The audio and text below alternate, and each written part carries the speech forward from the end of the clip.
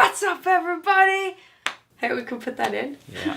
It might be good enough. We can say it at the same time.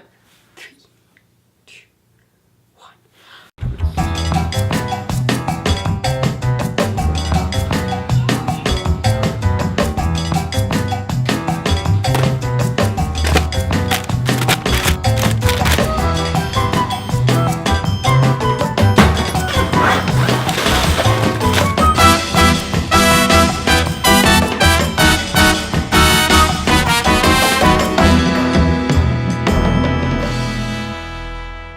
What's up, everybody? I kind of like that.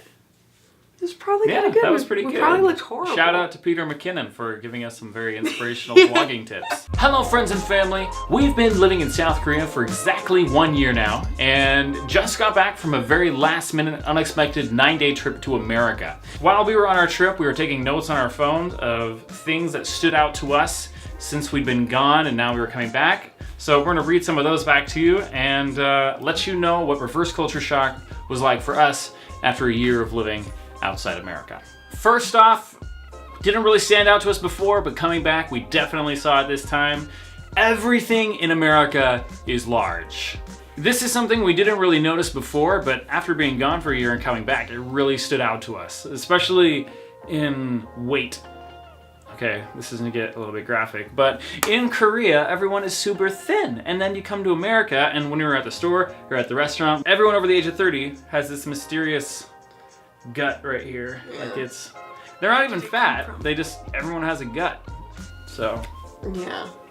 well, there was a lot of fat people too. Yeah, there was Let's a be lot honest. of fat people. America. I guess, your obesity thing. Yeah, got a lot of freedom and a lot of space to move it around in.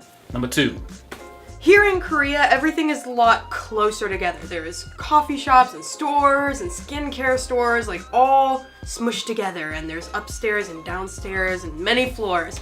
But in America, there is massive parking lots. The stores are massive. You have to walk for like 10 minutes to get across the store. I felt like, I don't know, it just felt like it took a super long time. I was like, oh, where's this? It's in aisle 8, which was like half a mile away. And you just have to walk and walk and walk and walk. Well, I mean, I guess it's good for you, but geez, they could have just put like stories and like moving escalators and, you know, the thing you put your card on, it's not an escalator, but like... It's a moving sidewalk thing. But it goes down. It's like a moving downward sidewalk. Okay, all right. It's an electronic slide. Yeah, something like that. We have them in Korea, not in America.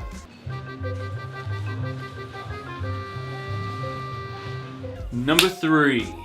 A strong difference between Korea and the United States is that Korean culture really emphasizes dressing up. People always look their best, whether they're going shopping, whether they're running down to the convenience store, no matter what, people are always well put together.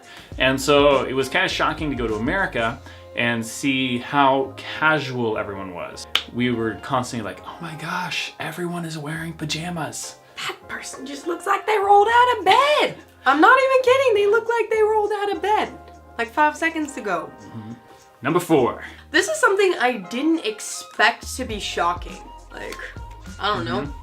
It just took me by surprise. But in America, when I went into the store, everything was written in English. I could read it all. There was English here, English there, English everywhere. And people were speaking English, and it was like, it was so overwhelming. It felt like everything on the shelf was kind of screaming at you. Felt like everything on the shelf was screaming at you because you could read it all. You were like, what? And yeah, it was actually surprisingly A confusing. little overwhelming. Yeah, it was actually really confusing for me. I was like, just take me back to Korea where I don't know what's happening. Number 5. Of course, we've got to mention the little cultural mess-ups that we have when we have those Korean habits and then go back to America. For example, bowing unintentionally whenever we see someone, as well as, yeah, it's a problem here, you know? Hair in the face. I'm like, hi guys. Hi guys. And then, because here in Korea we hand things with 2 hands or do the supported arm pass, and then in America you're instinctively like, people are like, oh, it's a little bit strange. It's a little strange. Do you have seizures? He has a little tick. Number 6. Food in America. Whenever I would eat, if we were going out to eat, if we were eating at home, the food always gave me a really bad tummy ache. The food there is just so heavy. Like all of the food there's so much more grease and salt and carbs and unhealthy stuffs that it just, yeah. Didn't do well. It did not do well. Like, No. I could only eat very small portions.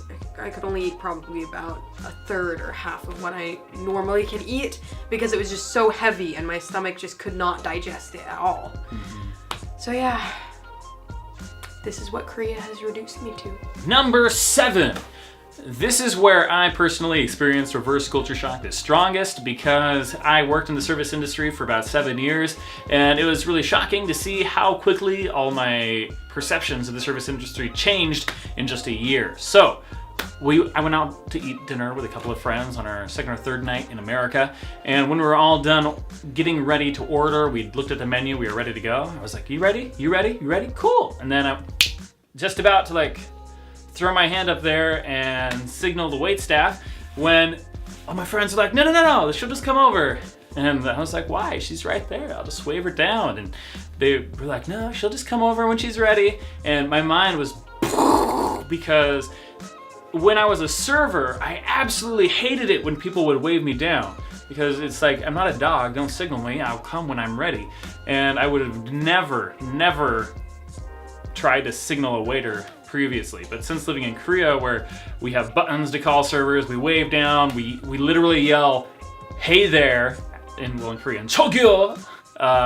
Coming from a year of that back to America, it was just instinct to try to wave her down. And now that I've seen both, it doesn't really make sense to me. It's funny, we've changed, our brains have changed there, to where now the American way of doing it actually doesn't make logical sense. And maybe it objectively doesn't make logical sense. It makes so much more sense. It makes so much more sense. Like, instead of having to wait around and just be like, okay, when I'm gonna come here, like, I just want to Maybe order. the server gods will smile on us and stop by our table. And don't even get us started on tipping. Yeah, let's not. Let's just stop that right there. We've angered enough people today. Yeah. That wraps up this video. Thank you guys so much for watching. If you enjoyed it, please hit that like button. As well as go ahead and subscribe down below so that you can get more travel in your life.